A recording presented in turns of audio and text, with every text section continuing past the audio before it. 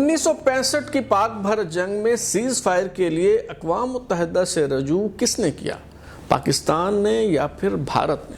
فاطمہ جناح یہ کہنے پر کیوں مجبور ہوئیں کہ پاکستان کا قیام ایک احمقانہ غلطی تھی؟ سابق وفاقی وزیر سیدہ عابدہ حسین نے فخر امام سے شادی کرنے سے پہلے جنرل ایوب خان کے بیٹے طاہر ایوب اور نور جہاں کے فرزند اکبر رضوی کا رشتہ کیوں ٹھکرایا؟ ان کا نواز شریف سے پہلی بار کہاں آمنا سامنا ہوا؟ ایک فوجی افسر نے عابدہ حسین کو گولی مارنے کی دھمکی کیوں دی؟ فخر امام جنرل ضیاء الحق کی مرضی کے خلاف قومی اسمبلی کے اسپیکر منتخب ہونے میں کیسے کامیاب ہوئے؟ بریگیڈیئر صدیق سالک نے عابدہ حسین کو یہ کیوں کہا کہ مجھے کچھ ہو گیا تو میرے بچوں کا خیال رکھنا؟ سیدہ عابدہ حسین نے اپنی کتاب پاور فیلئر میں ان سب موضوعات کا احاطہ کیا ہے، اور کتاب کہانی کی اس قسط میں ہم آپ کو بتائیں گے کہ اس کتاب میں اور کیا کچھ بیان کیا گیا ہے۔ میں ہوں بلال غوری اور آپ دیکھ رہے ہیں ترازو۔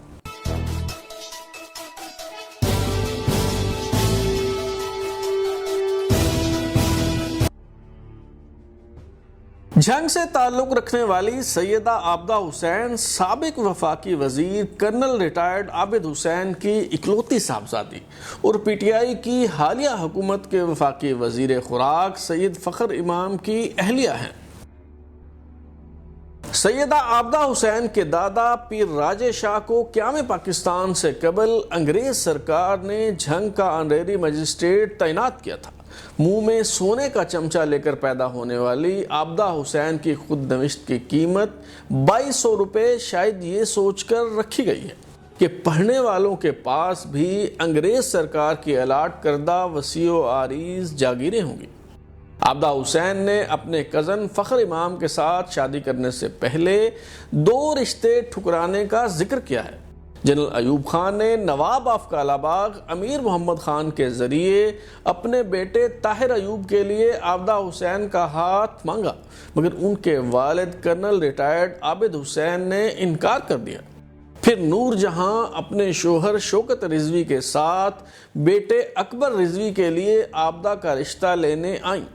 کرنل عابد نے میڈم نور جہاں سے گانا گانے کی فرمائش کی تو نور جہاں نے کہا، اگر تم ہاں کر دو تو جب بھی تم فرمائش کرو گے میں گاؤں گی، لیکن یہ رشتہ قبول نہیں تو پھر میں اپنا گلا خراب کیوں کروں؟ سیدہ عابدہ حسین، جنہیں گھر میں پیار سے چاندی کہہ کر بلایا جاتا تھا، انہوں نے مہتا پیلس کراچی میں والدہ کشور کے ہمراہ فاطمہ جناح سے ملاقات کا حال بیان کیا ہے۔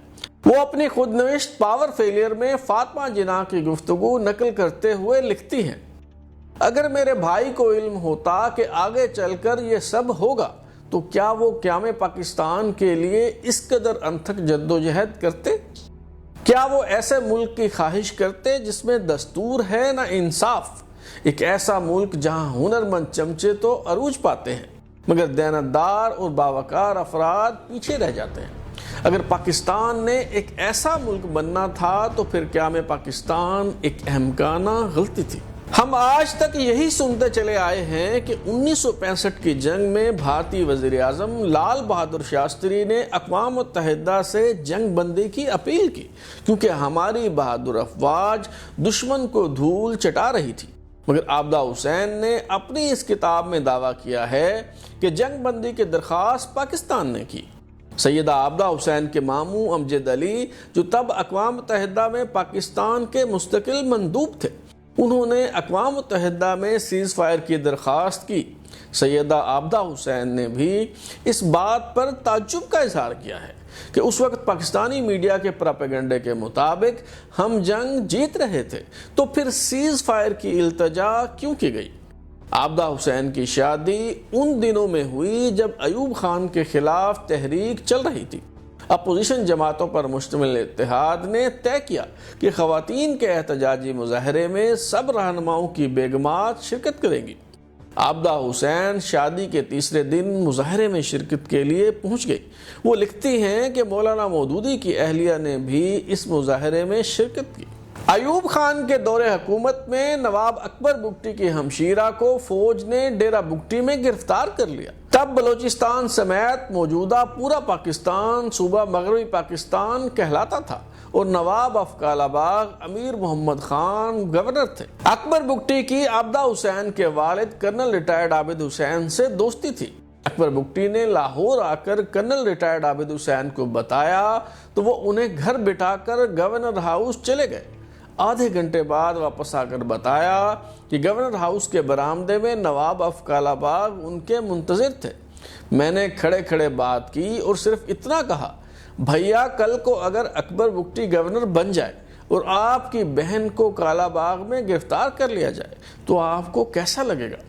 نواب افکال آباد امیر محمد خان نے کہا، اکبر بگٹی کو کہو گھر جائے، اس کے ڈیرہ بگٹی پہنچنے سے پہلے اس کی ہمشیرہ کو رہا کر دیا جائے گا۔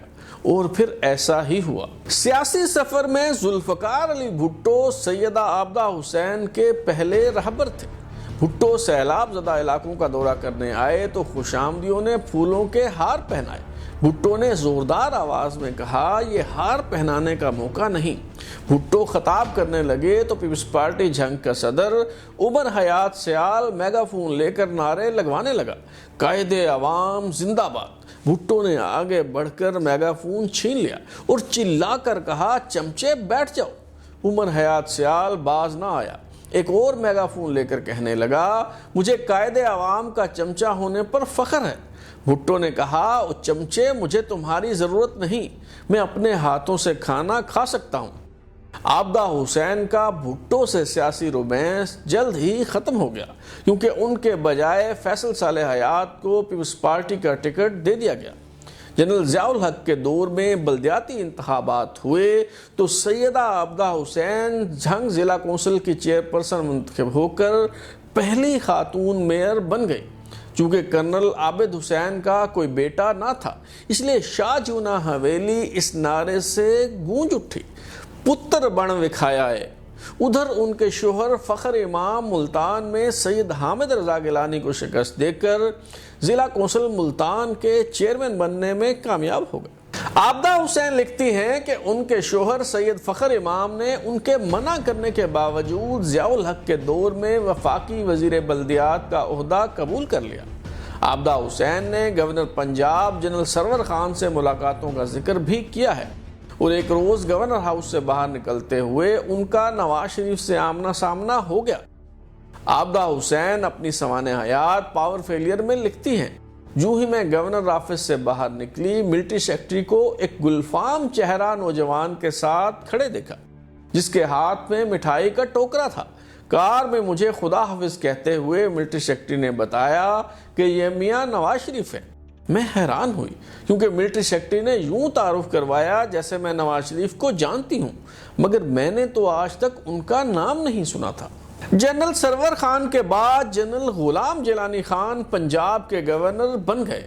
عابدہ حسین کے مطابق جنرل غلام جیلانی ہی وہ شخص ہیں جن کی انٹیلیجنس رپورٹ کی بنیاد پر جنرل ضیاء الحق نے مارشل لا لگانے کا فیصلہ کیا اور یہی وہ جنرل ہے جس نے حیدرآباد سازش کیس میں عبدالولی خان اور بلوچ رہنماؤں کے خلاف ثبوت پیش کیے۔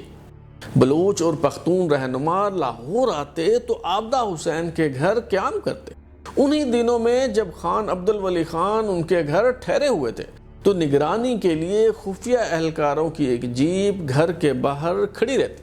ایک روز گورنر پنجاب جنرل غلام جیلانی خان نے سیدہ عابدہ حسین کو طلب کیا اور بتایا کہ آپ کے گھر کے باہر 2 گاڑیاں کھڑا کرنی پڑتی ہیں، ایک آپ کے شوہر کے پروٹوکول کے لیے اور دوسری ولی خان کی نگرانی کے لیے۔ عابدہ حسین نے کہا، آپ کہنا کیا چاہتے ہیں؟ ولی خان ہمارے معزز مہمان ہیں، باوجود اس کے کہ وہ پکے جمہوریت پسند ہیں اور فخر امام فوجی حکومت میں وزیر ہیں۔ وہ اس حقیقت کو نظر انداز کر کے اپنی اہلیہ کے ہمراہ ہمارے گھر میں قیام کرتے ہیں۔ جنرل جیلانی نے اس موقع پر ایک ایسی بات کہی جو اسٹیبلشمنٹ کی اجتماعی سوچ کی عکاسی کرتی ہے۔ عابدہ حسین اپنی سوانح عمری پاور فیلئر میں لکھتی ہیں، جنرل غلام جیلانی نے کرخت لہجے میں کہا، دیکھیں بیگم عابدہ، میں نے سرحد حتیٰ کہ سندھ اور بلوچستان میں بھی ڈیوٹی کی ہے۔ یہ چھوٹے صوبوں والے کچھ بھی نہیں ہیں، پنجاب ہی پاکستان ہے، یہ کبھی مت بھولیے گا۔ یہ کہتے ہوئے جنرل غلام جیلانی نے میز پر مکہ مارا۔ مجھے اپنے کانوں پر یقین نہ آیا، میں غصے میں پھٹ پڑی اور کہا، جنرل، بلوچستان، سرحد سندھ اور پنجاب پاکستان ہے، یہ بات کسی کو نہیں بھولنی چاہیے، اور مشرقی پاکستان کی علیحدگی کے بعد تو بالکل بھی نہیں۔ سیدہ عابدہ حسین جھنگ ضلع کونسل کی چیئرپرسن تھی، تو جنرل ضیاء الحق نے صدارتی ریفرنڈم کے ذریعے غیر قانونی صدارت کی توثیق کروانے کی کوشش کی۔ عابدہ حسین کو ٹوبہ ٹیک سنگھ کے سرکاری ریسٹ ہاؤس میں ہونے والے اجلاس میں بلایا گیا۔ اس اجلاس میں علاقے کے تمام میئر موجود تھے، تو deputy marshal administrator major general Ghulam Muhammad کو ریفرنڈم سے متعلق رپورٹ دے رہے تھے۔ یہ وہی جنرل غلام محمد ملک ہیں جو بعد ازاں راولپنڈی کے کور کمانڈر بنے۔ سیدہ عابدہ حسین لکھتی ہیں کہ بلدیاتی نمائندے یقین دہانی کروا رہے تھے کہ ووٹر ٹرن آؤٹ 100% ہوگا اور سب مرد مومن مرد حق میں ووٹ ڈالیں گے۔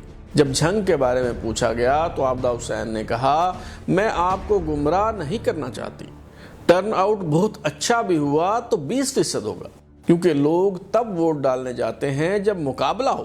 ویسے بھی ہم بلدیاتی نمائندے ہیں اور حکومتی نمائندے نہیں کہ حکام بالا کی احکامات کو بجا لائیں۔ پچھلی قطار میں بیٹھے ایک فوجی افسر نے عابدہ حسین کے بارے میں کہا، خدا کی قسم یہ خاتون اس لائق ہے کہ اسے گولی مار دی جائے۔ 1985 کے عام انتخابات میں عابدہ حسین اور سید فخر امام دونوں اپنے حلقوں سے قومی اسمبلی کے رکن منتخب ہو گئے۔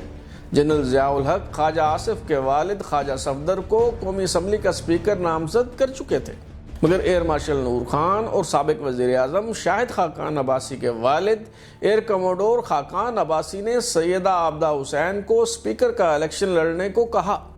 چونکہ خاتون ہونے کے ناطے ان کی کامیابی کے امکانات کم تھے، اس لیے سید فخر امام کے کاغذات نامزدگی جمع کرا دیے گئے۔ ضیاء الحق کی طرف سے بار بار پیغام دیا جاتا رہا کہ فخر امام اس مقابلے سے دستبردار ہو جائے۔ آخری دن کرنل عابد کے دیرینہ دوست نوابزادہ عبدالغفور ہوتی ضیاء الحق کا پیغام لے کر آئے، مگر عابدہ حسین اور فخر امام نے پیچھے ہٹنے سے انکار کر دیا۔ سید فخر امام ضیاء الحق کے امیدوار کو 15 ووٹوں سے شکست دے کر اسپیکر قومی اسمبلی منتخب ہو گئے، تو سیدہ عابدہ حسین نے فوجی ڈکٹیٹر کا غصہ ٹھنڈا کرنے کے لیے بریگیڈیئر صدیق سالک کے ذریعے ملاقات کی درخواست کی۔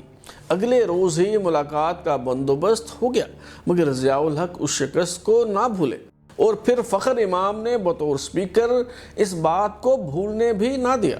پہلے تو فخر امام نے رولنگ کے ذریعے مارشاء اللہ کو غیر قانونی قرار دے دیا، اور پھر وزیر اعظم محمد خان جنیدو کی اہلیت پر سوالات اٹھ گئے۔ انتخابات غیر جماعتی بنیادوں پر ہوئے تھے، اور وہ امیدوار جو کسی سیاسی جماعت سے وابستہ ہوں الیکشن لڑنے کے اہل نہ تھے، مگر بعد ازاں وزیر اعظم متحدہ مسلم لیگ کے نام سے بنائی گئی کنگز پارٹی کے صدر بن گئے، تو اسپیکر قومی اسمبلی فخر امام سے رولنگ مانگی گئی، جو انہوں نے محفوظ کر لی۔ چنانچہ اسپیکر قومی اسمبلی کے خلاف عدم اعتماد کی تحریک پیش کرنے کا فیصلہ کر لیا گیا۔ تحریک عدم اعتماد کامیاب ہو گئی اور حامد ناصر چٹھا قومی اسمبلی کے نئے اسپیکر بن گئے، مگر یہ تحریک کیسے منظور کروائی گئی، یہ کہانی بھی سیدہ عابدہ حسین نے اپنی یادداشتوں پر مبنی کتاب میں بیان کی ہے۔ عابدہ حسین لکھتی ہیں، میں نے شیخو پورہ سے MNA ملک سرفراز سے بات کی تو اس نے کہا مجھے صاف گوئی سے کام لینا چاہیے۔ جنرل ضیاء الحق آج صبح چیمبر میں تشریف لائے اور MNA ہاسٹل سے کم از کم 50 ارکان پارلیمنٹ کو بلایا گیا۔ ہم میں سے ہر ایک سے الگ الگ ملاقات کے دوران جنرل ضیاء الحق نے ایک ہی بات کی، اگر تم نے اسپیکر کو ووٹ دے کر اسے بچانے کی کوشش کی اور وہ دوبارہ منتخب ہو گیا تو میں اسمبلی تحلیل کر دوں گا۔ بعد میں مشاورت کے بعد ہم نے اسپیکر کے بجائے اسمبلی کو بچانے کا فیصلہ کیا۔ بریگیڈیئر صدیق سالک سے عابدہ حسین اور فخر امام کی گہری دوستی تھی، اور ان کے بارے میں بھی عابدہ حسین نے ایک عجیب و غریب بات لکھی ہے۔ ثانیہ اجڑی کیمپ کے بعد صدیق سالک نے ان دونوں سے فوری طور پر ملنے کو کہا۔ بریگیڈیئر صدیق سالک نے خدشہ ظاہر کیا کہ ان کے گھر میں گفتگو ریکارڈ کرنے والے آلات لگے ہو سکتے ہیں، اس لیے عابدہ حسین اور فخر امام ان کے گھر آ جائیں۔ صدیق سالک نے کہا، مجھے اپنی چیف کی ہر بات سے اتفاق نہیں ہوتا، مگر چونکہ وہ چیف ہیں اس لیے ان کے احکامات پر عمل درآمد کرنا پڑتا ہے۔ میں نے بس یہ کہنا تھا کہ اگر مجھے کچھ ہو جائے تو میرے بچوں کا خیال رکھنا۔ عابدہ حسین کے مطابق اگلے روز سیکرٹری دفاع اجلال حیدر زیدی نے ان سے جو سوالات پوچھے ان سے اندازہ ہوتا تھا کہ صدیق سالک کے گھر میں بھی بگنگ ڈیوائس لگے ہوئے تھے اور ہماری ساری گفتگو سن لی گئی تھی۔ پھر چند ہفتوں بعد ہی بریگیڈیئر صدیق سالک ضیاء الحق کے ہمراہ طیارہ حادثے میں چل بسے۔ ضیاء الحق کی وفات کے بعد 1988 میں عام انتخابات کا اعلان ہوا تو سید فخر امام اسلامی جمہوری اتحاد کا حصہ بن گئے، مگر عابدہ حسین نے آزاد امیدوار کے طور پر جھنگ میں قومی اسمبلی کے 2 حلقوں سے الیکشن لڑنے کا فیصلہ کیا۔ سیدہ عابدہ حسین نے قومی اسمبلی کی دونوں نشستیں جیت لی۔ NA 67 پر عابدہ حسین نے مولانا رحمت اللہ کو 24,000 ووٹوں سے شکست دے دی، جبکہ NA 68 پر مولانا حق نواز جھنگوی کو 8,000 ووٹوں سے ہرا دیا۔ البتہ ان کے شوہر فخر امام معمولی مارجن سے ہار گئے۔ سیدہ عابدہ حسین کا دعویٰ ہے کہ بے نظیر بھٹو کے سسر حاکم علی زرداری نے فخر امام کو گورنر پنجاب بنانے کی پیشکش کی۔ بے نظیر بھٹو نے عابدہ حسین کو وفاقی وزیر بنانے کی خواہش ظاہر کی اور نواز شریف نے انہیں قومی اسمبلی میں اپوزیشن لیڈر کا منصب قبول کرنے کو کہا، لیکن انہوں نے کوئی پیشکش قبول نہ کی اور آزاد رکن قومی اسمبلی کے طور پر اپوزیشن بینچوں پر بیٹھنے کا فیصلہ کیا۔ سیدہ عابدہ حسین کی حکایت کا سلسلہ جاری ہے۔ آئندہ قسط میں ہم آپ کو بتائیں گے کہ نواز شریف ٹیلی فون پر کس کو گانا سنایا کرتے تھے اور عابدہ حسین کو بے نظیر بھٹو کی حکومت گرائے جانے کے لیے لائی گئی تحریک عدم اعتماد کے دوران کیا کردار ادا کرنا پڑا۔ اگر آپ اپنی رائے دینا چاہتے ہیں یا پھر کوئی تجویز تو ہمارا واٹس ایپ نمبر 0332841053 دستیاب ہے۔ اپنا فیڈ بیک دیں، لائک کریں، سبسکرائب کرنے کے بعد بیل آئیکن یعنی گھنٹی دبائیں اور دیکھتے رہیں ہمارا چینل ترازو۔